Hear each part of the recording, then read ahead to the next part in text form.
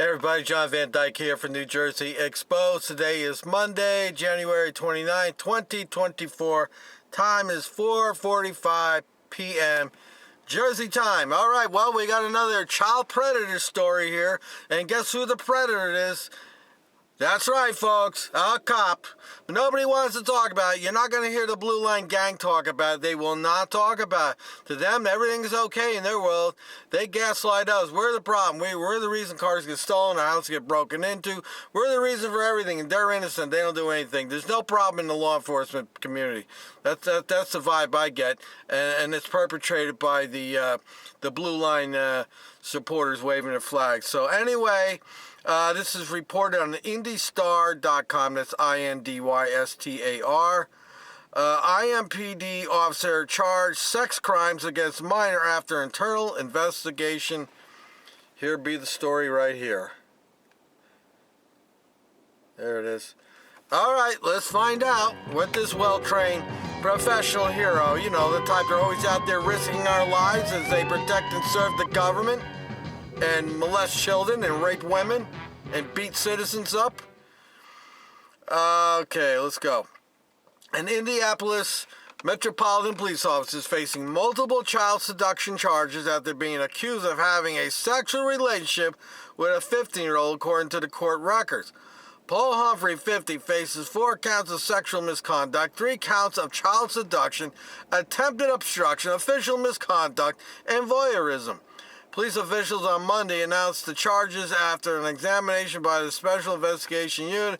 Humphrey had served in the department for 24 years. Well, what do you think he's already done?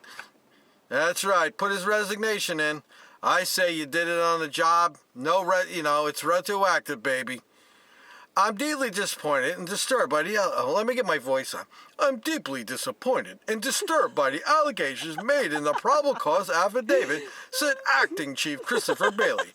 This was somebody who was trusted to protect the... First of all, they don't protect the community. They protect the government.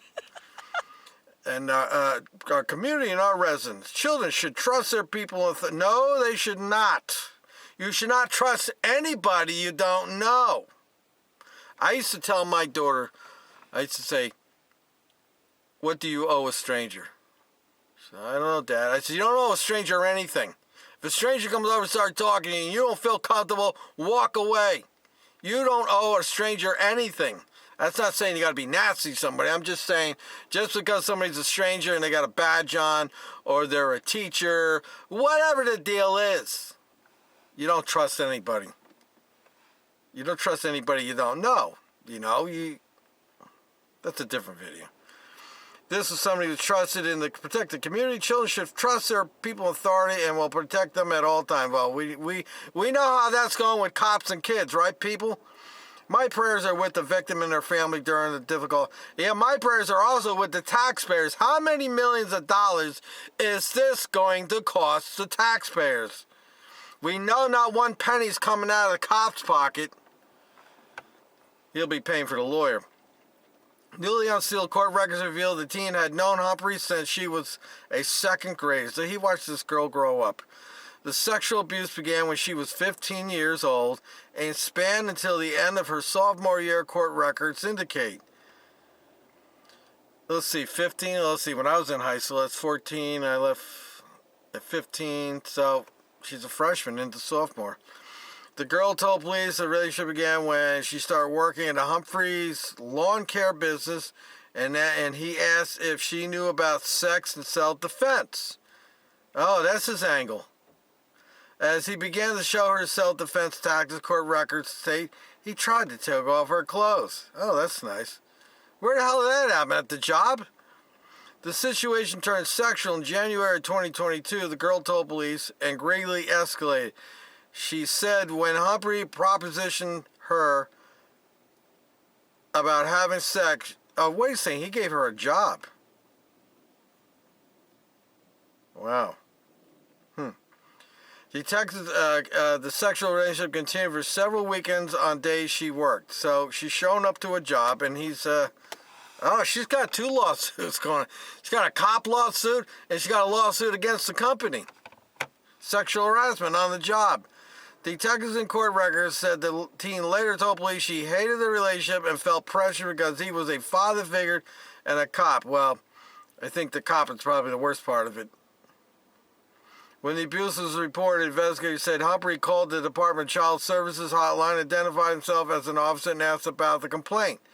The DCS worker said when they relayed to him that the case was sexual abuse related and who reported the offenses, Humphrey hung up. The affidavit states the worker said they did not realize Humphrey was the perpetrator until he called back and asked for a screenshot of the complaint, which the worker refused to send. Police said after they finished interviewing the teen and witnesses, they learned Humphrey could track the girl with a GPS app on her phone. Great, so now he's stalking her. Oy. This is what's running around out there, folks, with a badge and a gun. This is what everybody says, we back the blue, we back the blue. This is what you're backing. You know, my problem is not with you backing the blue. My problem with you is blindly backing the blue. You could say, you know what, I like Officer Smith over. He's always been chill. He's always been good, respectful, professional. I back Officer Smith. That I would not take issue with. So they were called shortly later to Humphrey's business for an attempted suicide and found him unconscious in a small room filled with carbon monoxide, churning from 2 generators. Humphrey was treated at a hospital. They should have let him die.